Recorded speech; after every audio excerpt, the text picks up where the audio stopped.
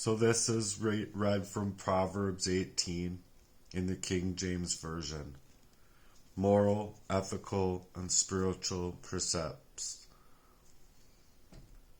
Through desire, a man having separated himself seeketh and intermeddleth with all wisdom. A fool hath no delight in understanding, but that his heart may discover its own self, or itself.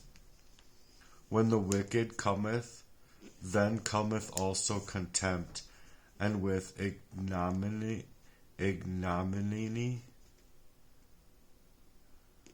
reproach. And with ignominy reproach.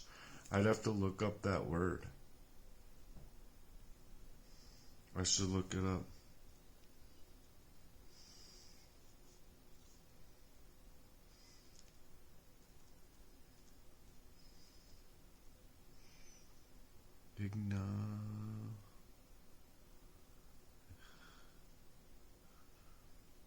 Ignominy means to publicly shame, disgrace, or dishonor. It's when somebody is deeply humiliated in front of others, like a fall from respect to shame, like exposing the wicked. So, with that kind of reproach. When the wicked cometh, then cometh also contempt, and shame, disgrace, and dishonor, where they should be deeply humiliated. The words of a man's mouth are as deep as waters, and the wellspring of wisdom as flowing brook. There's one about the word again. The words of a man's mouth are as deep as waters, and the wellspring of wisdom as a flowing brook. It is not good to accept the person of the wicked, to overthrow the righteous in judgment. A fool's lips enter in contention, and his mouth calleth for strokes. A fool's mouth is his destruction, and his lips are the snare of his soul. The words of a table-bearer are as wounds, and they go down into the innermost parts of the belly. He also that is slothful in his work is brother to him that is a great waster. In the name of the Lord is a strong tower. The righteous runneth into it and is safe. The rich man's wealth is his strong city, and as high wall in his own conceit. Before destruction the heart of man is haughty, and before honor is humility.